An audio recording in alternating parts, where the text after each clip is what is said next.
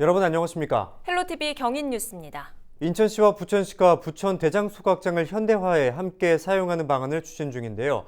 이에 대해서 부천 지역 주민들의 반발이 거센 가운데 인천시가 부천 대장 소각장을 함께 사용하는 것이 부천과 인천 모두에게 최선의 수라는 입장을 내놓았습니다. 합의가 불발될 경우 부천 대장과 인접한 곳에 또 하나의 소각시설이 생길 수 있기 때문인데요. 취재기자와 자세한 이야기 나눠봅니다. 이재필 기자가 나와 있습니다.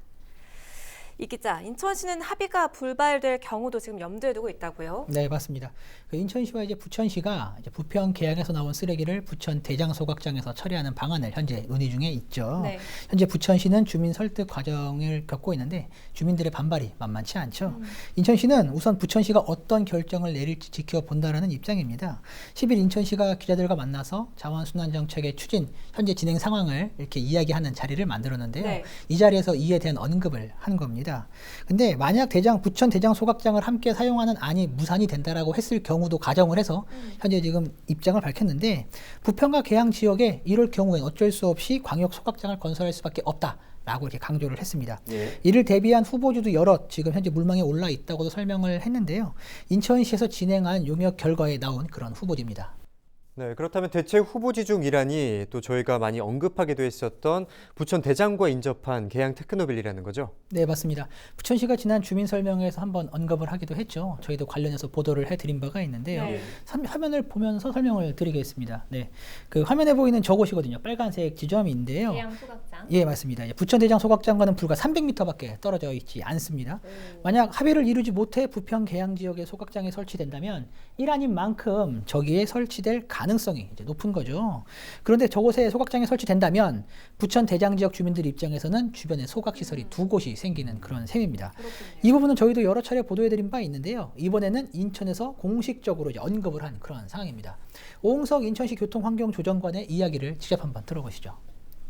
안 들어가면 600톤 짓거든요. 그거는 600톤 짓고 우리가 거기 길 건너에다가 뭐 한 300m 앞에다가 400톤짜리 짓고 그거는 정말 좀 아닌 것 같아요. 그래서 부평하고 계양 주민들이 저희들이 지금 용역해서 나온 일환으로 들어갔을 때 부천 시민들이 또 반대를 하면 했지 부평이나 계양 주민들이 반대할 장소는 아니에요. 저희가 지금 이렇게 용역해서 나온 장소가 아마 거기 또 발표하면 부천 시민들이 아마 인천을 가서 또 에어쓸 겁니다. 왜 또 우리 앞에다죠?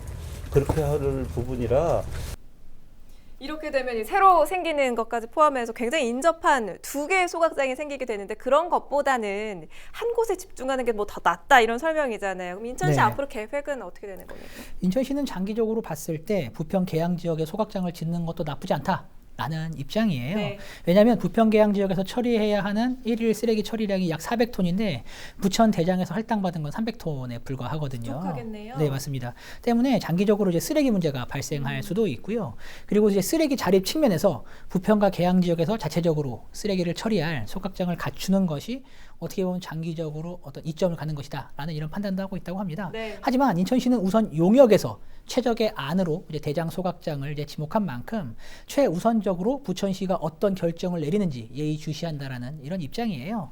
2025년 수도권 매립지 종료 계획을 맞추려면 적어도 내년 상반기 중으로는 부지 선정을 마무리해야 한다라는 이런 입장인데 네. 때문에 2월 전에는 부천 대장 소각장 문제를 마무리 지을 것으로 예상이 됩니다. 네, 또 우리 생활과 아주 밀접한 사안이만큼 부천시가 어떤 결정을 내릴지 또 지켜봐야겠습니다. 지금까지 이재필 기자와 함께했습니다.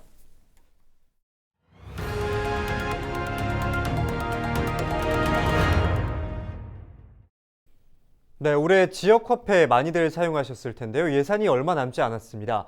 경기 지역 지자체들이 속속 사용액에 따른 인센티브 지급을 중단하고 있습니다. 부천시도 올해를 넘기지 않고 중단할 것으로 보입니다. 때문에 지역 상권에서는 그나마 소비가 줄어들지 않을까 걱정하고 있는데요. 취재기자와 이야기 나눠보죠.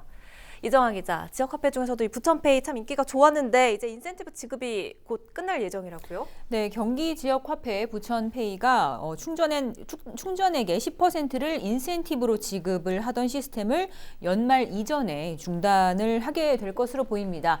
예산이 모두 소진됐기 때문인데요. 부천페이는 50만 원을 충전하면 최대 5만 원까지 인센티브를 받을 수 있었는데 이 제도는 일단 올해 안에 중단이 될 예정입니다. 네. 예산이 빠른 속도로 고속도로 소진이 된 건데 경기도는 기존의 사용액 인센티브와 별개로 또 추가로 경기 지역 화폐 소비 지원금이라고 해서 지난 9월 중순부터 지난달까지 2달 동안 지역 화폐로 20만 원 이상 사용한 소비자를 대상으로 이 소비 지원금을 1인당 3만 원씩을 또 추가로 지원을 했었어요. 네. 그래서 당시에 이제 발급이 좀 대폭 늘어나기도 했었는데 지역화폐 예산이 이 때문에 좀 빠르게 소진이 된 것으로 보이고요. 이미 고양시나 용인시는 예산 소진에 따라서 지금 인센티브 지급이 중단된 상황입니다. 일단 부천시는 이 인센티브 중단에 대해서 예산이 소진되는 대로 이 연말 전에 인센티브 지급을 중단할 가능성이 크다면서 소비자 충전 상황에 따라서 정확한 일정은 유동적이라고 밝혔습니다. 네, 그만큼 또 지역화폐 사용이 활발했다는 것을 알 수 있는데요. 다음으로 부천페이 실적에 대해서 좀 짚어보도록 하겠습니다. 발행액이 부쩍 늘었다는 소식도 있었는데 네. 올해 부천의 지역화폐 발행액은 좀 어땠습니까? 네, 지난 10월 기준으로 좀 보겠습니다. 발행액 1,645억 원을 돌파했습니다. 예. 지난 7월 발행액 1,000억 원을 넘은 이후에 3개월 만의 성과였는데요. 지난해 발행액이 370억 원대였던 것과 비교해보면 4배 이상 늘어난 숫자고요. 카드 발급 역시 지난해 7만여 장에 그쳤던 것에서 올해 25만여 장까지 껑충 뛰면서 3.5배까지 증가를 했습니다. 올해 코로나19 확산 때문에 이제 타격이 불가피했던 지역 경제 침체에 좀 대응을 해보자는 취지에서 이렇게 인센티브 10%를 이제 특별 상향을 하게 된 것이 이렇게 늘어난 주요 원인으로 좀 보입니다. 네. 당시에 이제 부천페이가 가장 많이 사용된 장소도 함께 이제 발표가 됐었는데 1위는 일반 음식점으로 조사가 됐고요. 뒤이어서 뭐 슈퍼마켓, 식료품점, 학원, 서점, 병원 순으로 좀 조사가 됐습니다. 그래요. 이 10% 인센티브는 사실 굉장히 큰 혜택인데 요즘 네. 신용카드도 이런 혜택이 잘 없으니까 이런 인센티브 이점으로 좀 지역 내에서 소비를 할 때는 꼭 부천페이를 꺼내서 쓰는 분들이 많이 계셨을 겁니다.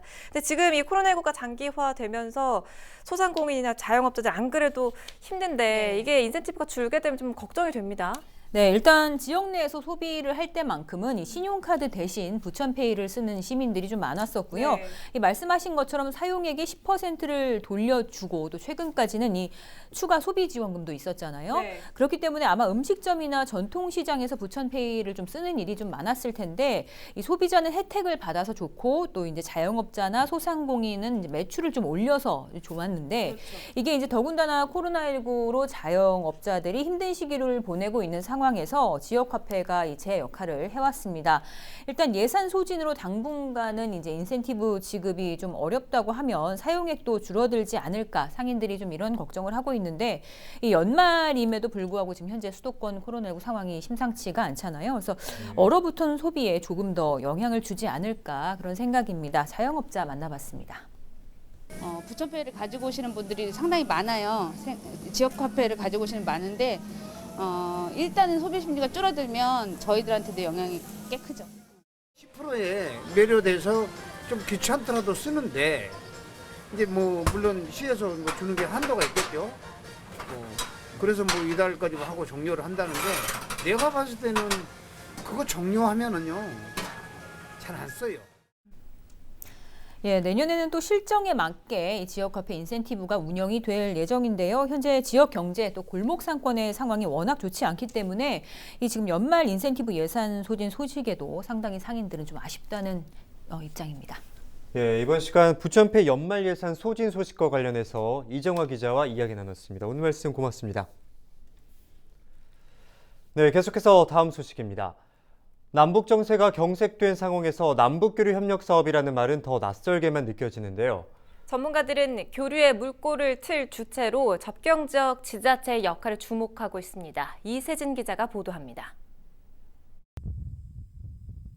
평화의 시대에 대한 기대는 북미 정상회담 이후 교착 상태에 빠졌습니다. 북한이 남북 연락 공동사무소까지 폭파하면서 좁아진 화해의 물줄기. 난항 속에 전문가들이 주목하고 있는 건 지자체의 역할입니다.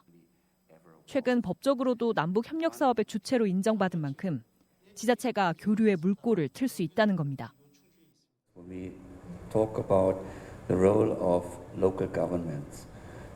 This does also mean need of decentralization. That not everything is only decided on the highest political level, but as local governments units are working intensively on the day-by-day living situation of the people, of the problems people really have and they want to see resolved, they have a key role. And the charming aspect in that is that you really can start it on a very, very practical level.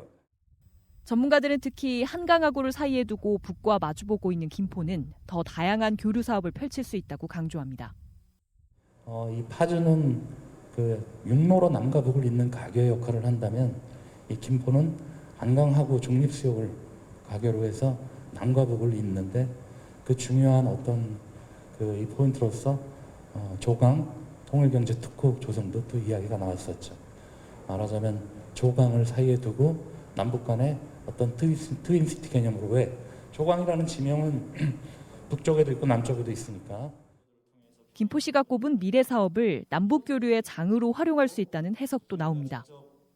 김포가 선정한 5대 미래 사업 중에 첨단 부품 소재 사업이라든지 전기 자동차 사업에 대해서 그들과 협력할 수 있는 방안을 같이 고민하는 것도 큰 틀이 될 수 있을 거라고 생각합니다. 처음부터 그 사업을 진행할 수는 없을 겁니다. 예를 들면 연구단지를 한다든지 같은 연구 교류를 한다든지. 그러나 아직 멀게 느껴지는 남북 교류. 전문가들은 문화 교류의 중요성도 역설합니다. 개풍은 바로 김포 이웃에 있는 곳입니다. 강 건너 이웃에 있는 곳이거든요.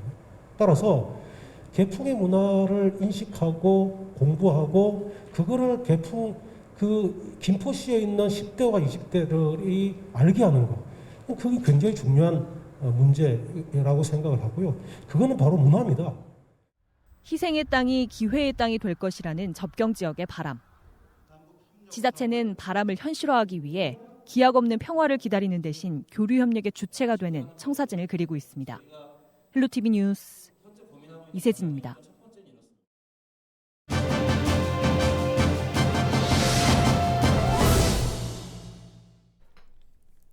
코로나19 장기화로 인해 일상생활에 제약이 커지면서 우울함을 호소하시는 분들이 많습니다. 이른바 코로나 블루에 이어서 코로나 레드라는 말까지 나오고 있는데요. 코로나로 인해 우울한 증상과 그 대처법까지 임명호 단국대 심리학과 교수와 연결해서 이야기 나눠보죠. 교수님 반갑습니다. 이렇게 코로나19가 재확산된 만큼 코로나 블루도 대유행을 하고 있는데 이렇게 코로나 블루가 심각해지고 있는 그 원인부터 좀 분석을 해주시지요. 예, 코로나 블루라고 하는 거는 이제 코로나로 인해서 우울증이나 무기력 증상이 나타나는 경우를 말하는 건데요. 코로나가 벌써 1년 정도나 지속이 되고 있습니다. 예상보다 장기간 지속이 되니까 국민들이 많이 지친 것 같습니다. 일종의 이제 번아웃, 소진이 된 거죠. 그동안 정부에서 이렇게 방역 지침을 엄격하게 또 지속적으로 강요를 했는데 그것도 코로나 블루가 더 심각해진 요인이 되었다라고 볼 수 있을 것 같고요. 어쨌든 이렇게 이제 사회적으로 또 경제적으로 힘든 상황이 계속 지속되는 게 있으니까 신체적인 건강뿐만 아니라 코로나 블루 같이 정신 건강에도 나쁜 영향을 주게 되는 것 같습니다. 네, 코로나19가 장기화되면서 많은 분들이 우울함을 느끼고 있는데 그렇다면 코로나 블루의 대표적인 증상에는 어떤 것들이 있습니까? 보통 이제 외부 활동을 못 하게 되니까 답답하고 또 외로움도 나타나고요. 또 감염에 대해서 두려움도 있고 병에 대해서 불안이나 짜증도 나타날 수 있겠습니다. 이렇게 시작이 되었어도 이제 지속이 되고 더 심각해지면 우울감이나 무기력증도 나타날 수가 있고요. 장기간 이제 집안에서만 집거를 하게 되면 공황 상태나 대인 공포 그리고 자살 사고도 나타나는 경우가 있습니다. 이 말씀해주신 증상들은 한 번쯤은 다 이제 겪어보고 느껴보셨을 것 같아요. 이런 증상들이 나타났을 때 극복할 수 있는 방법도 함께 알려주시지요.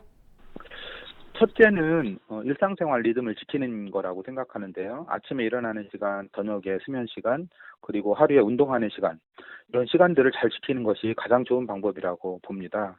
둘째는 이제 가족이나 친구들, 이런 주변 사람들하고 서로 이렇게 활발하게 소통하는 것도 매우 중요합니다. 소통을 하게 되면 내가 도움을 주기도 하지만 또 도움을 받게 되는 경우도 많습니다. 또 셋째는 불안한 마음을 안정시키는 호흡 이완이나 명상도 도움이 되겠고요. 확실히 이제 정보가 불확실하면 휘둘리지 않는 것도 좋은 방법이 되겠습니다. 또 취미생활로 하루 중에 나 자신을 좀 위로하는 음악 감상이나 영화 감상 이런 것도 도움이 되겠습니다. 네, 알겠습니다. 지금까지 임명호 교수와 함께 이야기 나눴습니다.